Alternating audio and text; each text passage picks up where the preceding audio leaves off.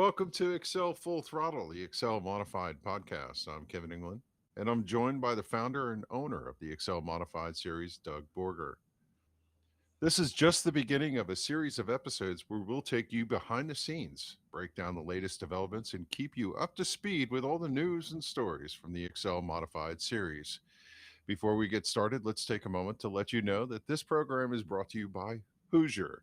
Hoosier Racing Tires, tires designed for champions, and by Penske Racing Shocks. Penske doesn't just deliver shocks, they deliver a complete performance package.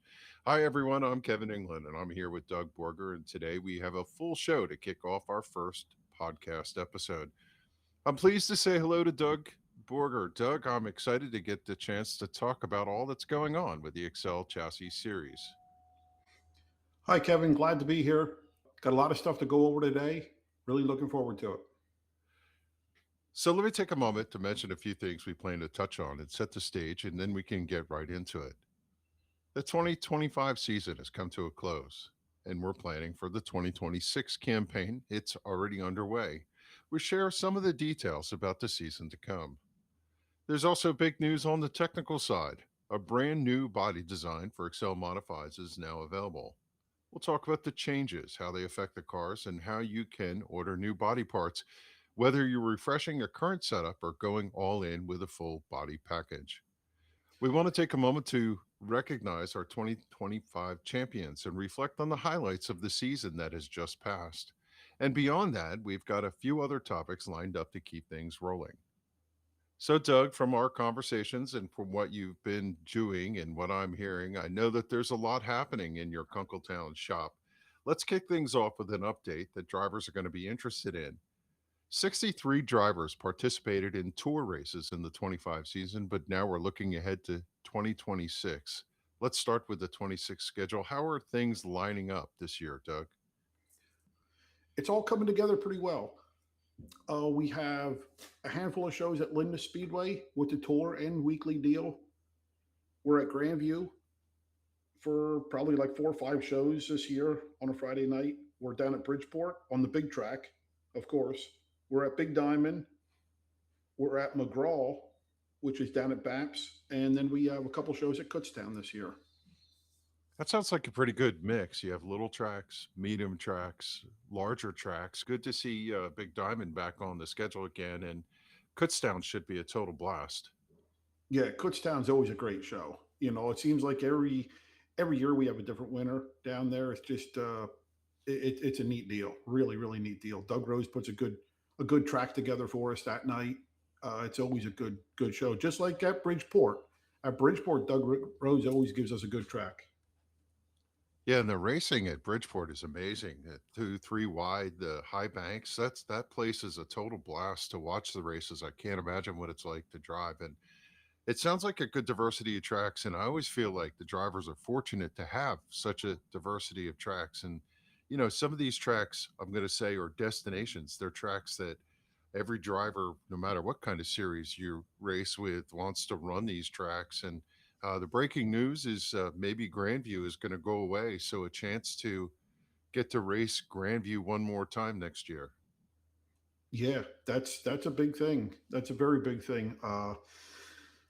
You hate to see that happening. I mean, especially that track there. It's just, man, it's been around forever.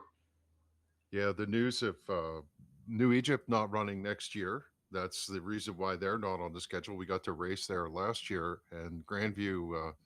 Well, I'll tell you, dirt tracks in this area are taking a hit lately, but you got a good mix there of tracks. McGraw track. Tell us a little bit about that. Drivers probably not familiar with that new track.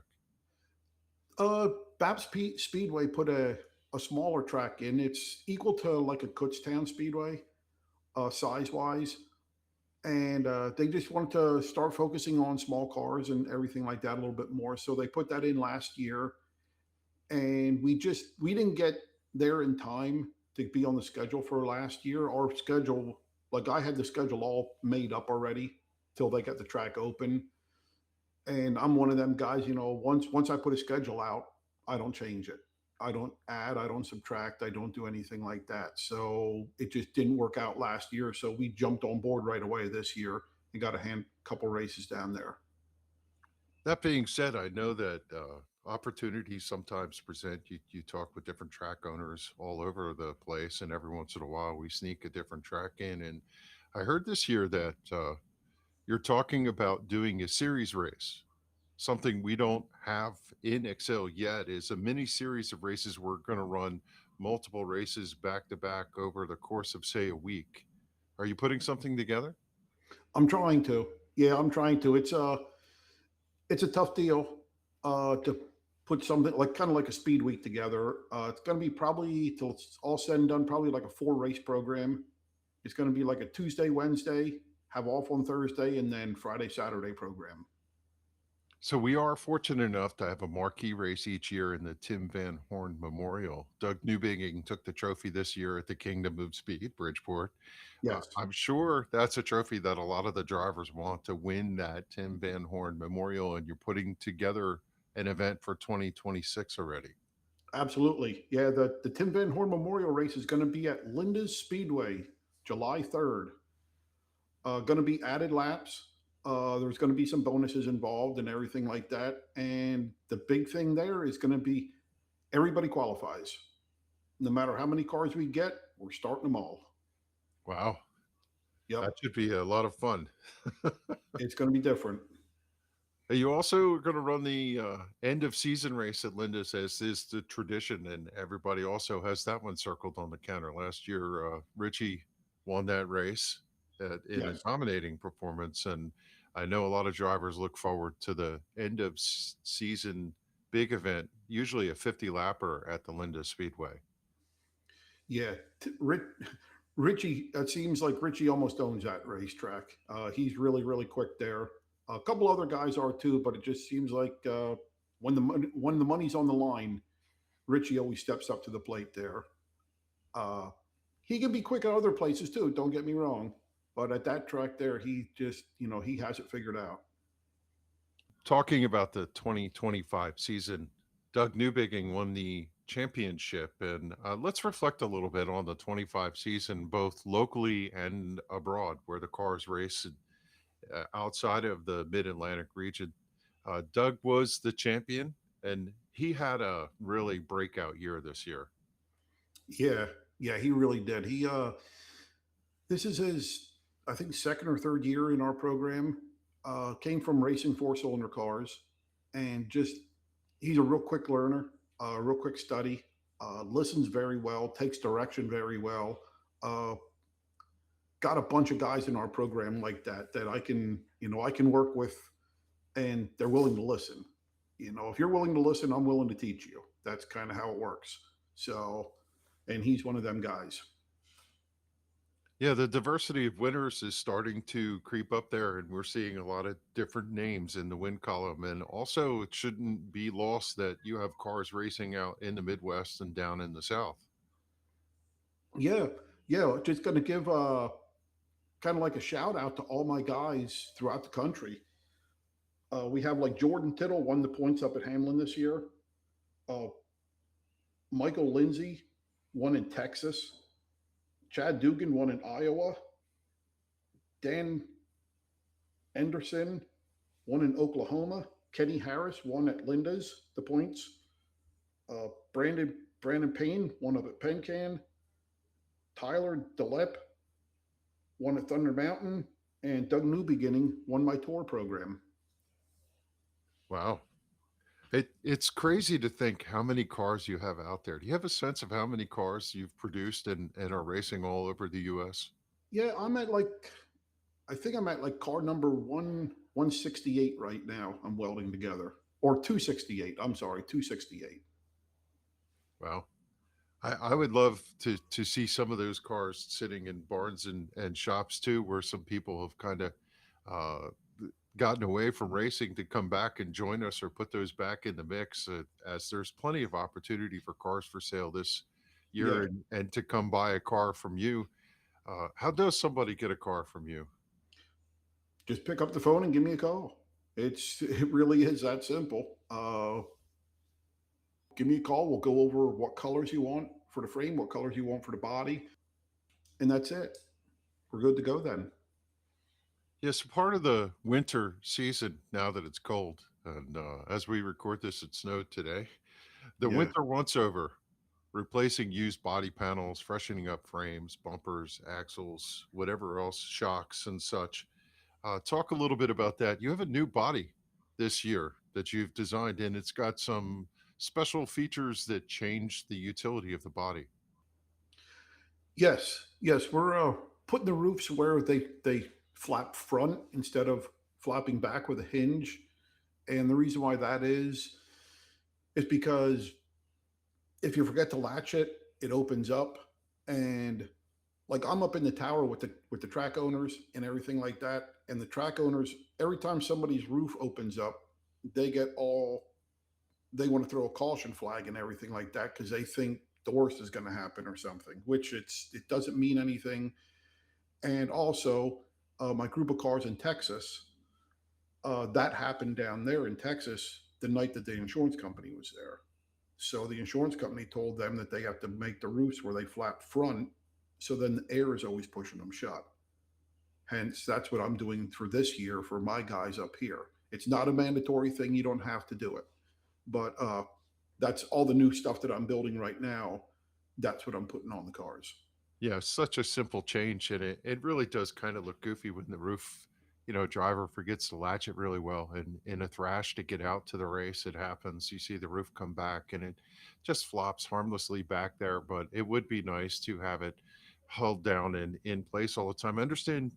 I have to say that several years ago, you changed the body, updated it where it had the round cowls underneath it, whatever. Now with the flat sides, I think the car looks a lot more attractive. And any other body changes you made? Any other design changes to the body sheet metal or the interior? The only other thing I made was the doors were a one-piece door from like the rear quarter panel front. I made them into a two-piece door now, just so then if you have to work on the motor, you don't have to take the whole rear quarter panel, window, and door off just to work on the motor. You can take just the front part of the body off, or if you have to work on just the back of the car, you can just take the rear quarter panel off. I did that for the right side and the left side just to make life a little bit easier for everybody. And there again, if you get into an accident and you have to replace just a rear quarter panel, you can replace just a rear quarter panel then. Wow, that's a really nice change in the context of being a crew person when you have to take the whole side of the car off to access the motor or during tech and things like that. That certainly is going to make it a little easier to get in and do a little work and get out. I I think that's to be commended. Uh, for driver, there was a tech change on the deck in the back. Yes, I everybody's always looking for just a little bit more left rear bite. It's just kind of like a common thing. It's a left rear bite versus the car's too tight type thing. And what it came down to, it was just an aero thing. I could fix it with air instead of a spring or an adjustment or anything like that. So what I did, I made the rear deck where it's askewed a little bit, and it lets the air hit the rear deck a different way, and it tightens the left rear quarter up a little bit tighter. I would imagine that's really going to pay dividends. Grandview or Bridgeport, big time in some of the bigger tracks, but I'm sure even at the smaller tracks, air is free, and that would be a good way to go. Talk about a driver wants to order a full body or partial body parts. How can they freshen up their car? Can they do they have to buy a whole body? Or can they buy parts and pieces? No, they if you want to buy just the new parts, or if you only need this, only need that, I that's not a problem. I'll make whatever you want, from one or two panels or a whole complete kit or a partial kit. Doesn't matter to me. Whatever it takes to get you back on the track, I'm there. With the body goes the frames and the bumpers and the axles and the shocks and the other parts and pieces. So I understand you have all that stuff in stock, and you're also working on a parts program for your series to get better access to parts for 2026. Yes, all of my stuff is always listed on our website. All my prices, all my everything. Like the dealers that we have are listed on going to be listed on our website also. I have two new guys on board for dealers wise. One's up in New York, Jimmy Zacharias. He's taking care of Thunder Mountain area. And then I have Paul Rooney and Bill Johnson. They're taking care of Pencan area. Excelchassis.net, XCEL chassis, all one word, .net is the website you want to access, And .com also. and also .com. So when you talk about the bumpers and axles and all those things, you can help people with chassis updates. Oh Yes, yeah, if they have one of the older chassis or they want to update motor mounts, things like that. yeah, What everything. options do you have for that? Yeah, I mean, even if you get into an accident and you bend the front clip over, I can put a new front clip on. I can put a new rear clip on. I can put, if you really get upside down and you bend the cage, I can put a new top of cage on for you. Uh, whatever you need, we can pretty much fix as far as chassis wise. I think in the 19 years, 20 years I've been doing this with our cars, I think I actually threw away 3 cars where I just couldn't fix them. Yeah, and it speaks to the testament of the safety of these cars. We've seen some, pretty hard hits, and drivers do really well, and they can bring their car to you to get it fixed if it gets tweaked a little bit. If you wanted to get a frame refresh, a repaint, things like that, just go to the website, send in a note, and they'll get on the schedule. Or just give me a call. Just give me a call or show up to the shop and drop it off and tell me what color you want, what color, frame you want, what color body you want, what hood design you want, and I'll bust it out right away for you. So what else you have going on for the 2026 season? You know, trying to always trying to talk to tracks. Tracks are, which we all know, tracks are dwindling down more and more every day. So talking to more tracks, I know there's one guy looking to put a brand new track in, which, hopefully it happens. If it happens, that's going to be great. I know that we're going to be part of it. I've been talking to the guy. Uh, Other than that, it's just kind of business as usual. You're selling car kits this year? Yes. To talk a little bit about that. Help me understand what that means. Yeah, there again, I know we have them online. I think there's like 5 different kits I sell. It's like from a bare frame to like a frame and body kit, like a frame and body with running gear, a frame and body with running gear, and like the steering components and this component, that component. So I broke it down like 5 different kits, so whatever your budget is to get started, you can at least get a car in your garage and get started. A ballpark price on getting started and coming into this series. We know that there's a market this time of year for used cars, but to buy a new car, what would it take to get all in and get yourself a kit and a motor? Yeah, a whole complete car kit ready to go racing where when you come pick it up, you can jump in it, you can strap yourself in and you can drive it right up in your trailer is 16.5. Yeah, that's pretty reasonable. I know that sounds odd to say because certainly anybody spending that amount of money for anything understands what that costs. But in comparison to other racing series, that's a really great entry. Well, just as a comparison, if you want to go like 600 micro racing, we don't have to get into great detail about this. We can do this like another episode, but uh, a 600 micro sprint to get a complete turnkey car ready to go racing, you're going to start at like $38,000, and it could go up to $52,000 depending on what kind of motor program you want, what kind of shock program, everything like that. Yeah, and it's certainly on a week to week basis far more expensive to run one of those cars, given what it takes to just get them on the track compared to what you have. What I know is that racing your series pretty much fuel, pump gas, tires Yes. and other Yep. consumables are about as low as what the actual car cost in comparison to other series too. Oh, absolutely, absolutely. Like you're looking at like our motor program, since we run a bone stock motor with regular pump gas, so it's just a stock motorcycle engine. So it's no different than what the motorcycle is doing. You're looking at a good 3 to 4 years on a motor before you have to freshen it up. You put a really good microsprint motor together, and you could go from anywhere from 8 races to 12 races, and then you have to freshen it up already. Yeah, I find it interesting when, I'm a crew member on one team, but also a spectator at certain races. And you see new drivers come in that have come up from, say, go-karts or some other discipline, and you have other drivers from notable racing series come over and hop in a car, and they both do equally well, or competitive, and have a shot at running really well in your series.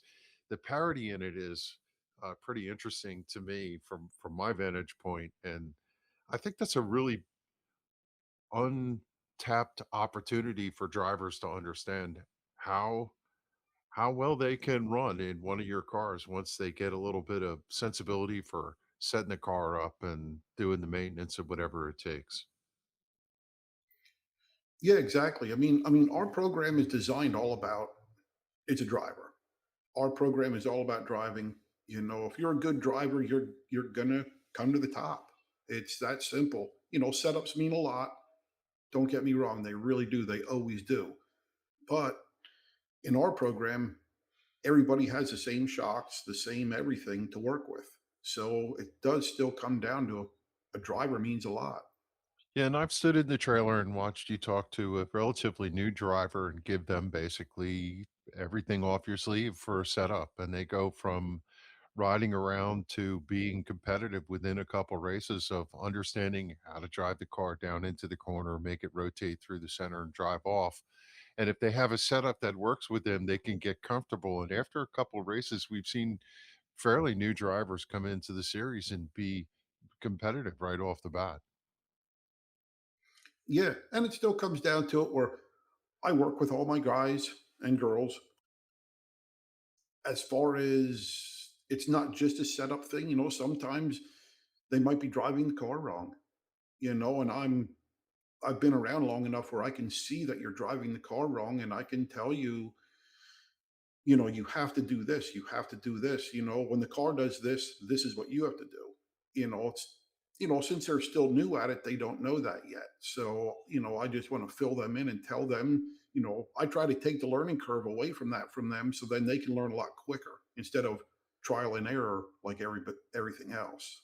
So, given this is the first episode of the Excel Modified podcast, it might be something that people are not familiar with. Take us through a regular race night where somebody shows up, qualifying heat races, last chance qualifier, feature how many laps, what the setup is like, what the radios are like with that they get talked to through the helmet and so on. If you're unfamiliar with the series, what's a night in the life for an NXL driver coming through the pits and going out the gate? The first thing I always do my own sign-ins. So you come to my trailer and you enter with me, you pick a pill with me, and then we run runway radios, which pretty much everybody does anymore. I'm up in the tower. I do the one-way radios.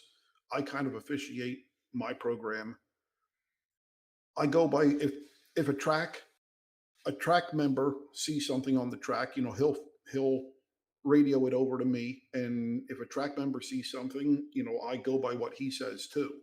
It's a respect thing. And I always have one or two people that have radios also that are watching. So we always have a couple eyes out there. And the biggest thing that we're going to be changing for this year, we're just going to get a lot more strict with our, on track stuff. We kind of let stuff slide a little bit and it just got out of hand. So this year, that's one of our big goals for this year, that we're just not going to let that stuff slide anymore. It just, race cars cost too much money. Parts cost too much money to fix it for one or two people to do stupid stuff on the track and just, create havoc all the time. Yeah. You said pick a pill. I'd like to dig a little deeper in that for they don't understand that. They're picking a pill, which is like a button out of a box that has a number on it, and Yeah, they're using that for what purpose? yeah. I have like a bingo, like one of them bingo rollers. So you pick a number out of there, and then that just sets you up for where you are in your heat race and stuff like that. The lowest number, starts further in the front. So if you pull number one, you're on the pole in the first heat. If you pull number like 20, but only, nobody else pulled lower than you, you're on the pole for the first heat. It just goes, I just have a list there of all the numbers, and we just go down like, the first car that signs in with that number is on the pole for the first heat. The second one is on the pole for the second heat. So the drivers, when they come in the pit, they don't know where they're going to start in their heat race. It always isn't the fastest guy up front first. You could start up front, or you could start up back, or you could start in the middle. Yeah, they could start in the middle or in the back of the pack, and then what we do, we'll take depending on a normal night, we'll qualify so many out of a heat race, and they go right directly to the feature, and then the ones that don't qualify go to a consi or last chance qualifier or a B main, whatever you want to call it, and then we'll take so many out of that B main or the consi to go into the feature. You run the feature event, and after the feature event, there's tech. The top 3 cars come over to the trailer, and you go through and run a number of checks on the Yes, cars to make sure that the drivers are running within spec. Talk a little bit about that. Go a little deeper. yeah, we check everything from compound of the tires to the tires themselves. We check if you run a power steering unit. If you run power steering, you can only run no more than 10 degrees layback in your spindle. It's kind of a goofy rule, but it's our rule. That's just how we do it. Uh, and then we check motors. I check motors every night. I check fuel every single night. I check fuel. Fuel is the easiest and cheapest way to cheat. So you gotta keep up on stuff like that. I have fuel checkers. I have everything to check everything. Uh, ECUs, boxes, a little bit of everything. I go through. I check a handful of things religiously every single night, and then every night I check kind of like some oddball stuff just to mix it up a little bit. Yeah, we've seen you under the car with a tape measure trying to figure out how far out the wheel is sticking and things like that. You've done the Yes. ECU Yep. check. So ECU is the computer unit that controls basically the mapping for the motor as to how powerful it is. You run locked down computer units that are supplied by you, and drivers cannot go in and tweak with that so that no one's putting in some sort of super tune up on the car. Yeah. Exactly.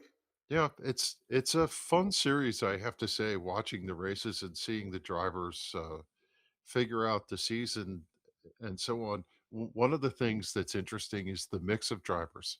You have seasoned veterans that have been back time and time again, and you have drivers that are really young and different, male, female drivers, and they all equally perform. There's some really stout young people running in the series.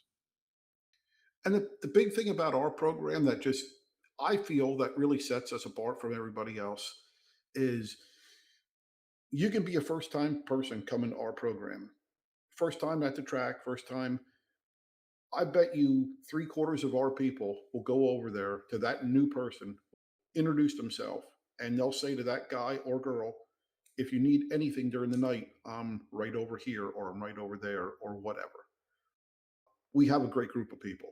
We really, really do.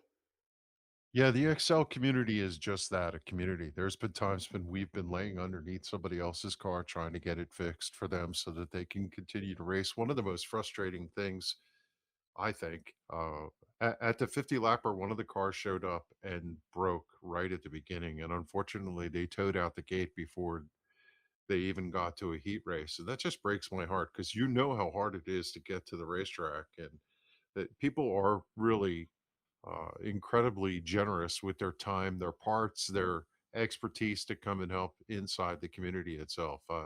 It is a great part of who runs the series or runs the local track.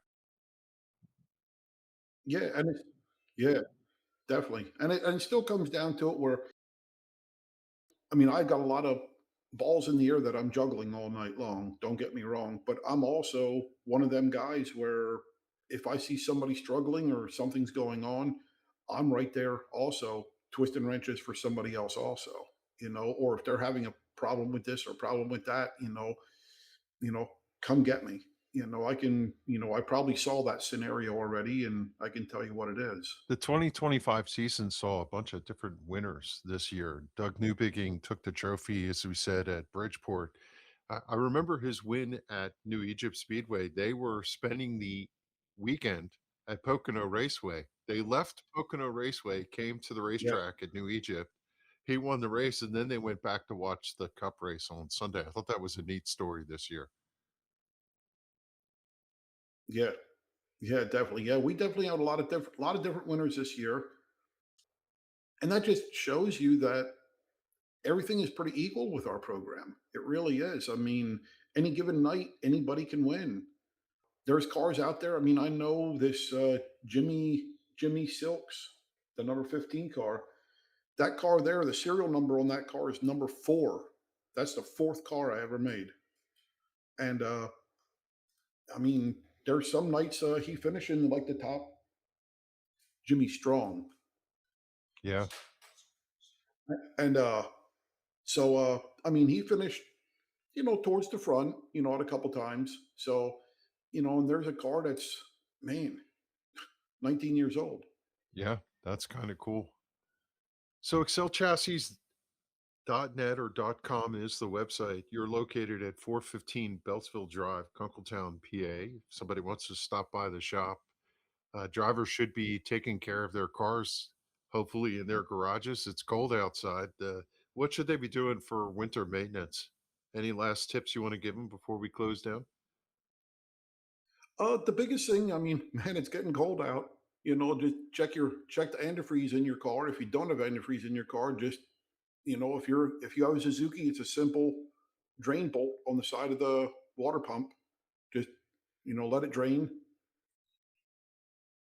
And if you have a Yamaha, there's a drain plug. There's a drain on the side of the Yamaha also. Just pull it out, let it drain. Or when you let it drain, fill it up with antifreeze. And if you have any questions, feel free, give me a call. It's 484-464-5319. Yeah, so Doug, this has been a fun little chat. Great first episode. I know we have a ton of things prepped to talk about in the next couple episodes, and I want to appreciate your time and say thanks for joining. And any last words before we close things down? Not real. I mean, it's really looking forward to doing the next one already. A lot of things I want to bring up, a lot of things, want to bring out in the open, a lot of things to talk about. We've been around for 19 years building these cars, a lot of stuff going on, a lot of stuff going on. So we just scratched the surface today. We're only getting started. Yeah, enjoy it. Enjoy. I'm looking forward to the racing season. You can start counting down to when Daytona comes because typically the Daytona 500 signals racing season starts, and it's not that far away, actually. So, with that, No, not at all. that's the close to the Excel Full Throttle, the Excel Modified podcast. Thanks, Doug. My name is Kevin Inglin, and I appreciate you listening. We'll be putting out regular episodes. You can find us on YouTube.